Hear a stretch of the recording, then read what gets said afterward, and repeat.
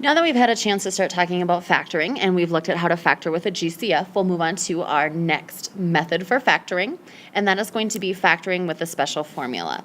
So before I give you the special formula, I want to go back and look at something that we've already looked at before.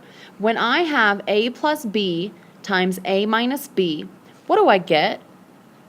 Well, remember we looked at in class how we can go ahead, and some of you may already know this formula. I'm going to go through the process of where the formula came from. So bear with me if you know what the formula is already, and this is somewhat repetitive for you. But I'm going to go ahead and say A times A is A squared. A times minus B is minus AB. B times A is plus BA, or the same thing, plus AB. And positive B times negative B is a negative B squared. My middle terms drop out, and I get A plus B times A minus B is A squared minus B squared. Again, we have seen that before. So what if instead of starting with a multiplication problem of A plus B times A minus B, what if I started with A squared minus B squared? Could I rewrite that in the form of the multiplication problem?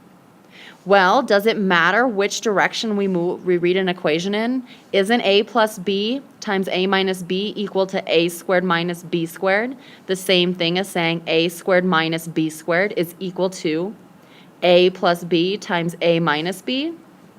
Well, yeah, it is. It doesn't matter what order we read it in.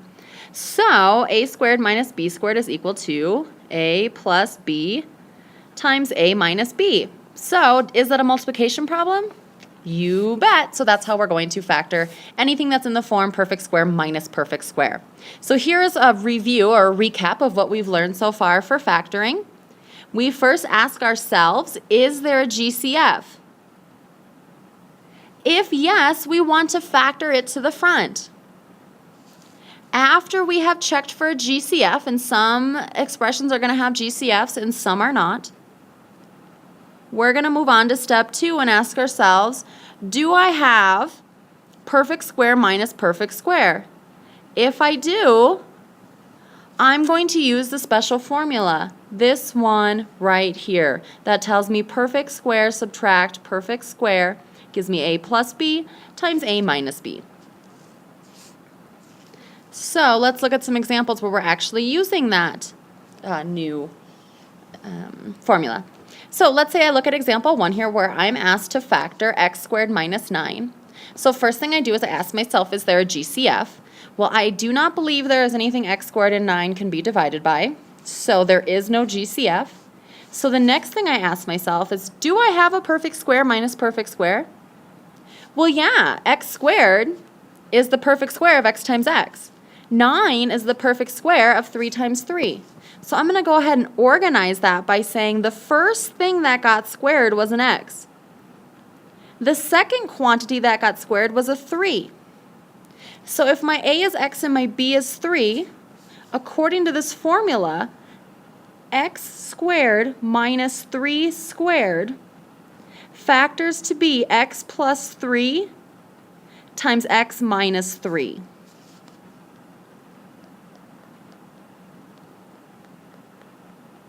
That is how I use my special formula. I'm going to do the same thing with example 2. I'm going to start by saying, is there a GCF? Well, there isn't anything that both x squared and 49 can be divided by. So once again, I'm going to jump to step 2, and I'm going to ask myself, do I have perfect square minus perfect square? Well, yeah, I do. I have x times x to give me x squared and 7 times 7 to give me 49. So I'm going to go ahead and use my special formula. Before I do, I'm going to organize my thoughts by saying the first quantity that got squared was an x. The second quantity that got squared was a 7. So according to my special formula, x squared minus 7 squared factors to be x plus 7, x minus 7. Not too bad, right? I think there are 1 or 2 more examples, so I'm going to scroll down to example 3. I'm going to lose my steps on the screen, but I have them pretty good in my head, and you should still have them in your notes. So looking at example 3, I first ask myself, is there a GCF? Well, I do not believe there's anything 25 and 121 can be divided by. I could try doing some checking on my calculator, and maybe I just know it, but either way I find out, nope, there's not. So now I'm going to ask myself, is it perfect square minus perfect square? Well, isn't this 5 squared, or 5 times x times x? So wouldn't that be a perfect square? Isn't this 11 times 11? So I'm going to ask myself, what quantity got squared to give me my first term? Since terms are separated by plus or minus, 25 and the x squared are both part of my first term, which means I need to include both the 5 and the x as the two things that were squared to give me the 25x squared. Looking at my second term of 121, I know that 11 squared gives me 121, so I'm going to say my b is 11. According to my formula, if I have a squared minus b squared, I'm going to get in factored form a plus b times a minus b. So 5x plus 11 times 5x minus 11. And again, I have completed factoring my expression. Looking at the fourth example, I am factoring 50x squared minus 162. So the very first thing I'm going to ask myself is, do they have a common factor? Do they have a GCF that I can pull out front? Well, in examples 1, 2, and 3, they did not. However, in example 4, because these are both even, I can see they can both be divided by 2.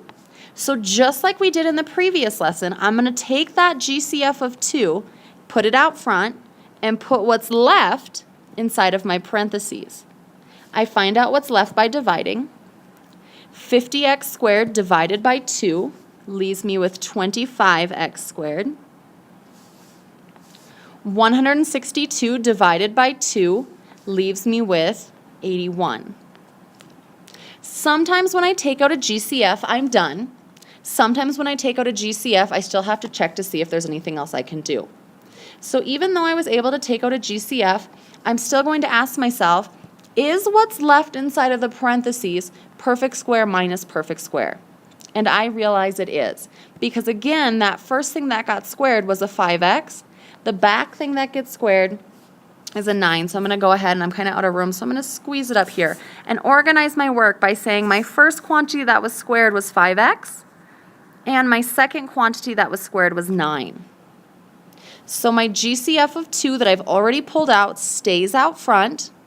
And according to my formula, if I have a squared minus b squared, it will factor to be a plus b, a being 5x, b being 9, times a minus b, a being 5x, and b being 9. That is how I will factor using a special formula.